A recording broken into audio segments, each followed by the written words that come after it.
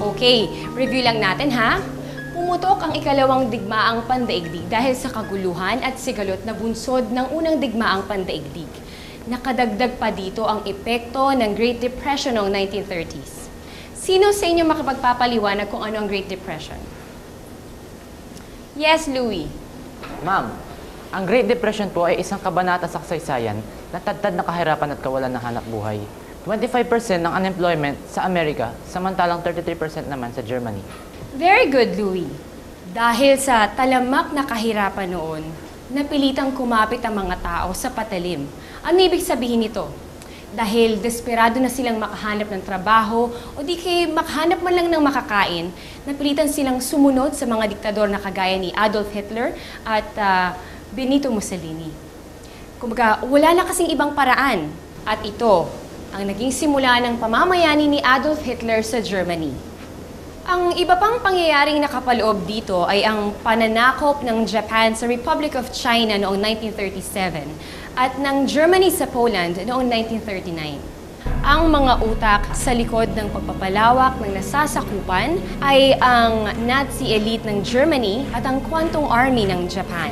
Marami ang nagbuwis ng buhay noong ikalawang digmaang pandaigdig at malalim ang naging marka nito sa kasaysayan. Maraming ideolohiya at filosofiya ang sumulpot dahil sa pangyayaring ito. At para sa inyong group work, Group work. bawat leader ay pipili ng isang paksa mula sa kahong ito. Okay? At gagawa kayo ng report tungkol sa paano nakikita sa ating makabagong panahon ang paksang napili ninyo. Mayroon kayong isang linggo para paghandaan ito. Ang nabunot kong topic ay expansionism. Relax guys, kaya natin yan. Simple lang naman expansionism eh. Halimbawa, mayaman at nakapangyarihan ako negosyante. Tapos, marami akong pag-aaring lupa. Dahil natural sa tao hindi pagiging kontento, gugustuhin ko pang dumami ang mga lupain ko. Kaya, bibili pa ako ng mas maraming lupain. Ipapasak ako, o kaya tatayon ko ng mall, o anong subdivision. Mas lalo ako magiging makapangyarihan dahil dadaming ari-arian ko. Tama yun. Dahil ang literal na ibig sabihin ng expansionism, expanding one's territorial base. Sa panahon ngayon, hindi na nga lang military aggression ang ginagamit, kundi pati pera at kapangyarihan. Noong panahon ng World War II, malaking bahagi ng France, United Kingdom at Russia nasa ilalim ng colonial rule. Sa Europa naman, si Benito Mussolini ng Italy ay lumikha ng Roman Empire at sinakop ang Albany noong 1939. Makalipas ang 2 taon, nasakop na din niya ang Ethiopia.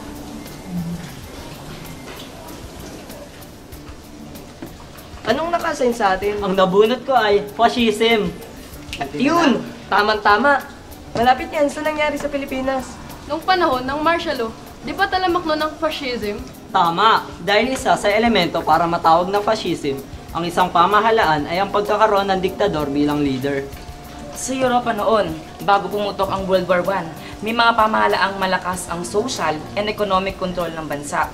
Naniniwala kasi ang mga fascist na upang umunlad ang isang bansa, kinakailangan kontrolado ng pamahalaan ang industriya at ekonomiya ng bansang iyon. Gaya ng nabanggit kanina, wala itong pinagkaiba noong panahon ng martial law sa atin. Isang kapansin-pansin ding uri ng pamamahala noon ay ang militarismo. Sa mga bansang ganitong uri ng ideolohiya ang namamayani, itinuturing na magandang bagay ang digmaan. Okay, ang topic na i-discuss natin next week ay tungkol sa racism. Sige nga, ano bang racism? Naku, yan ang paniniwalang hindi mamatay-matay. Paano mo naman nasabi yan? Kasi yung kapatid ko nagtatrabaho sa isang hotel sa Amerika. Iba ang tingin sa kanya kasi Asian siya. Talaga? Paano? Hindi ba siya sinasama sa mga lakad? Hindi lang yun. Marami silang private jokes tungkol sa mga Pilipino at pati na rin sa lahat ng Asyano. Yung tita ko, nagtatrabaho din sa pabrika sa Amerika. Nagsimula siyang sekretary ng manager. 8 taon na siya doon, sekretary pa rin siya. Samantalang yung kasama niyang ibang lahi, na-promote agad kahit 2 taon pa lang sila sa kumpanya. Hindi tama yun, di ba? Sa tingin ko malabo na mawala sa atin yung paniniwalang yan eh. Nagsimula pa yan noong 20th century sa Germany. Dahil sa patuloy na pagpapalawak na nasasakupan, naging malinaw ang pagkakahiwalay ng superior at inferior race. Naniniwala ang Germans na dahil kabilang sila sa Aryan race, sila ang superior o master. Kaya dapat daw sila mamuno sa buong daigdig. At dahil dito, noong World War II, ginamit ng Nazis ang racism laban sa mga taong hindi kabilang sa Aryan race. Hanggang ngayon, dala-dala natin ito. May mga bansang naniniwalang superior race sila kahit mababang tingin nila sa ibang lahi. Grabe no? Ano, kailan ulit tayo mag-meet para gawin yung project? Bakit tatlo lang tayo? Nakita ko kanina si Marco nakikipag-meeting dun sa isang grupo. Tapos, close sila ni Benson kaya nandun siya sa grupong yon. Eh, nasa si Menchi. Di ba siya yung leader natin? Nandun sa isang grupo. Pinigay niya lang sa akin to. Nationalism? How ironic. Nationalism is the belief that groups of people are bound together by territorial and cultural links. Eh, paano natin marireport na maayasan kung tayo mismong grupong watak-watak? Labo nyo naman.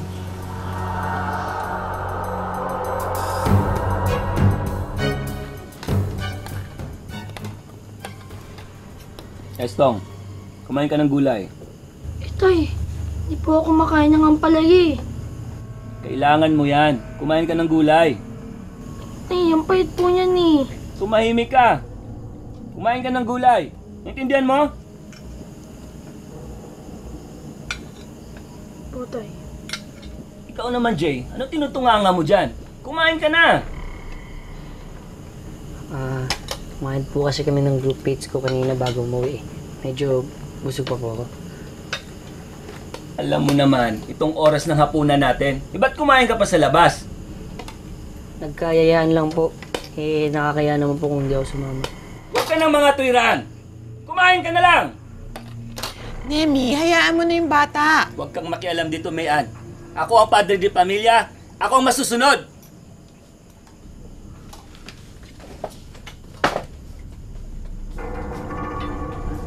Kain!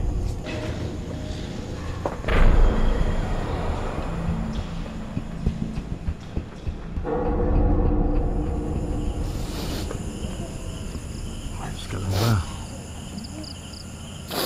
Paano? Huwag mo ipapakita sa kanyang umiiyak ka. Ilang araw na po kasi siya ganyan, Tay. Lagi na lang galit, lagi na lang kung anong gusto niya ang masusunod. Hindi na siya nakikinig kung anong gusto ko sabihin o anong gusto sabihin ng mga bata. Eh, napapansin ko nga rin eh. Lagi siyang galit. Baka lamang, pagod lamang siya. Pagod? Eh ako po ang gumagawa ng lahat ng gawaing bahay. Wala naman siyang ginagawa kundi maghintay ng tawag sa ahensya eh. Baka marinig ka niya. Hayaan mo siya. Ano ka ba naman? Huwag mo salubungin ng galit. Baka gira na naman yan pag nagkataon. Alam mo, baka may pinagdadaanan lamang siya. Eh, malalaman din natin yun.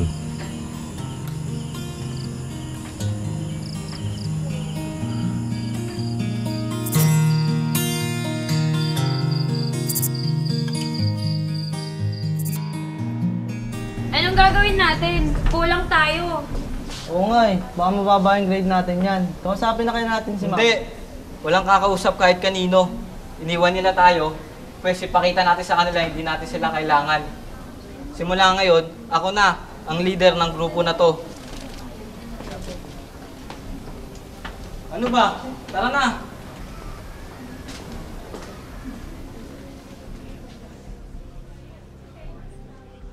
The Treaty of Versailles was harsh enough to prevent it from becoming the dominant continental power.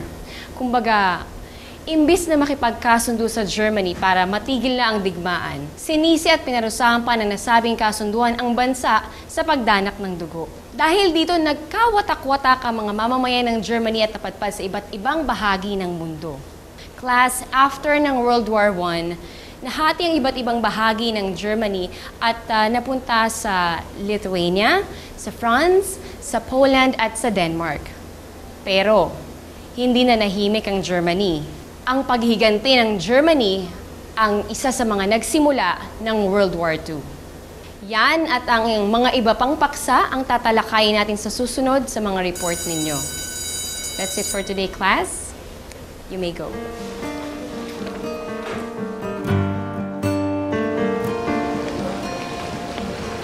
Jay, anong ginagawa mo dito? Nangyintay ka ba? Wala. Ayaw ko pa umuwi. Oo nga rin eh. Tara, kwento ko muna tayo. Sige. Yung report niyo, kamusta? Munti araw na natitira. Ayun na nga yung problema ko eh. 3 na lang kami sa grupo, naiwan pa kami ng iba.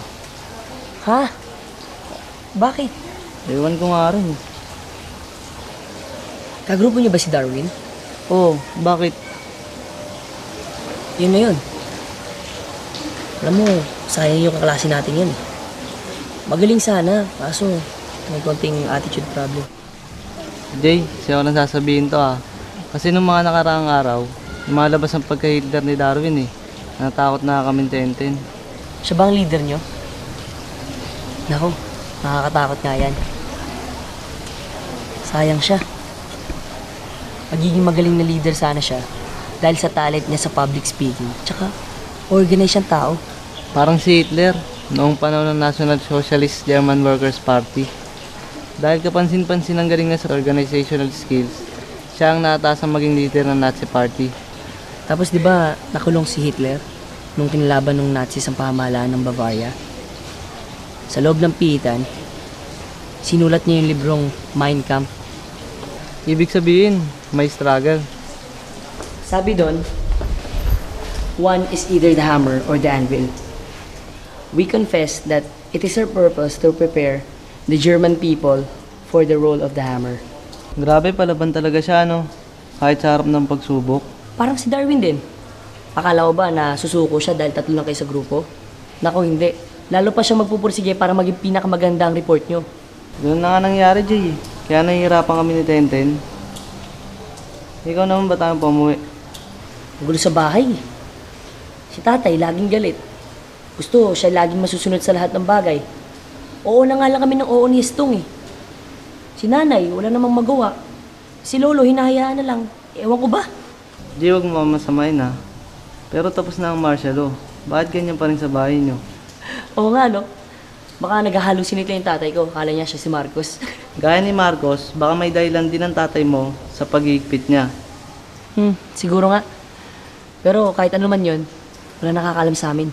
Malalaman nyo rin yun. Basta wag kayo mag-aaklas ha. Nako, konti na lang.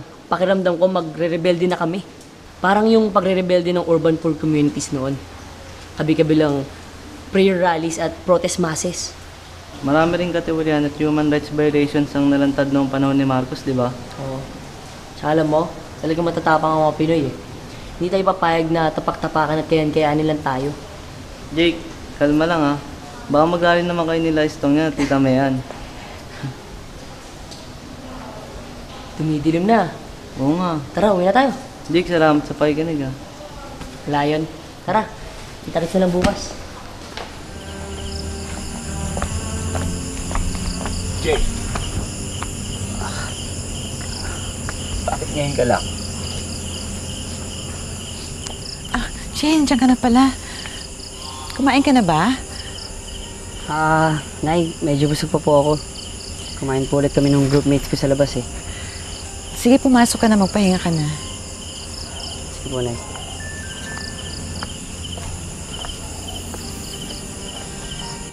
Uunahan na kita, ha? Kilala ko mga anak natin. Mabubuting bata sila. Kaya hindi ka dapat maging malupit sa kanila. Kung ano man yung pinagdadaanan mo, hindi ko alam. Pero gusto kong malaman mo na habang nandito ako, hindi mo pwede yung gawin sa kanila.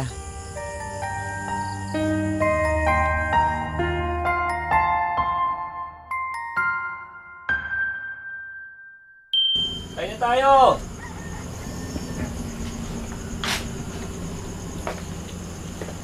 Halika, maupo na kayo.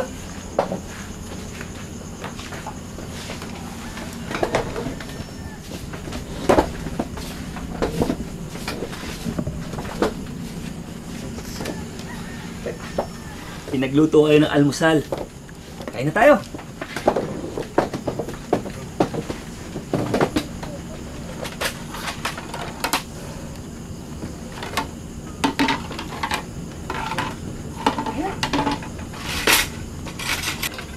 Nemi, anong nangyayari? Ah? Bakit? Ano ibig mong sabihin? Ilang araw ka nang susungit tapos ngayon, nagbabait-baitan ka.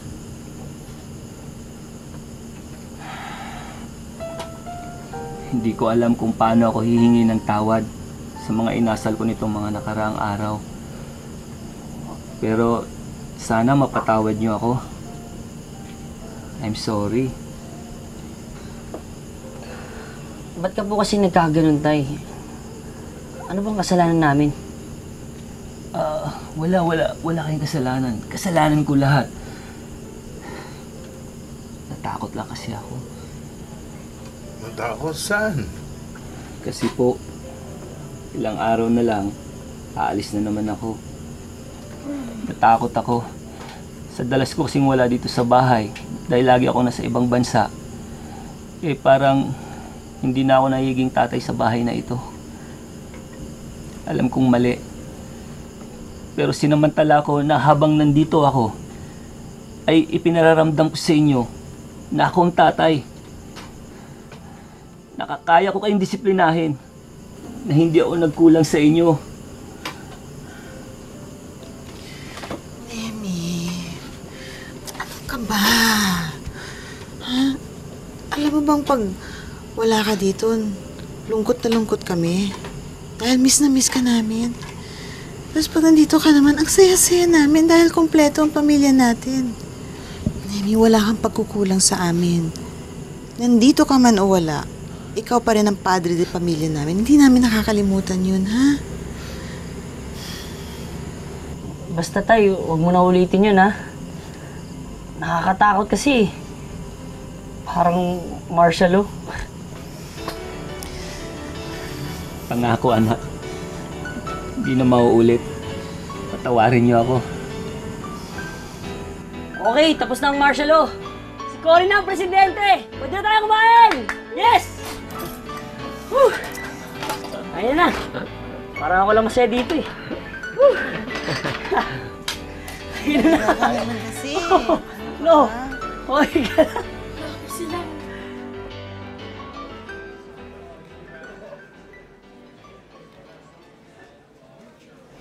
Ha? Ano to? Yun na na-research mo, Tenten. Ilang oras ka sa library, tapos ayan lang? Yan lang naman ang kailangan natin, Darwin. Kahit na. Dapat mas magaling tayo. Kung hindi, pagtatawanan nila tayo. Darwin, makinig ka nga.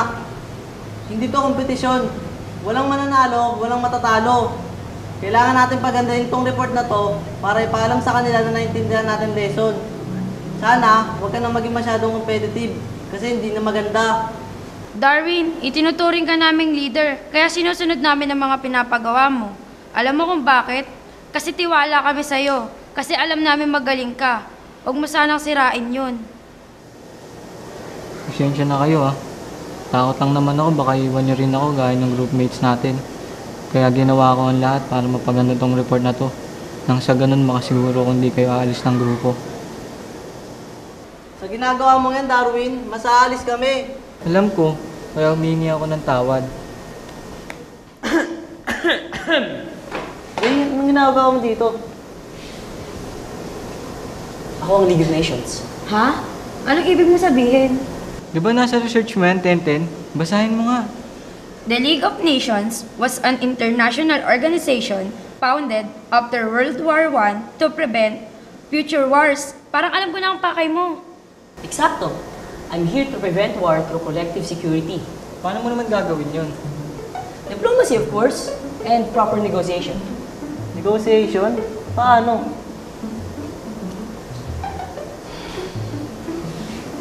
I came here with an offer. Anong offer? Diba, kulong kayo ng membro? Oo. Ganito. Kinausap ko na ang grupo ko.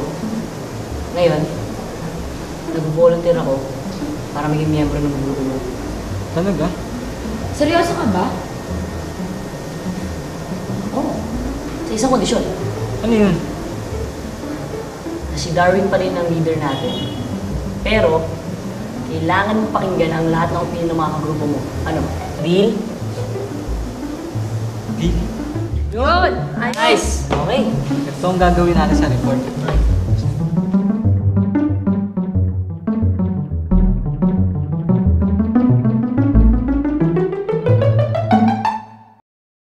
Natagtad na kahirapan at kawalan ng hanap buhay. 25% ng unemployment sa Amerika. sa Mga utak sa pagpapalawak ng... sorry. Wala itong pinagkaiba ng Bigletuhan.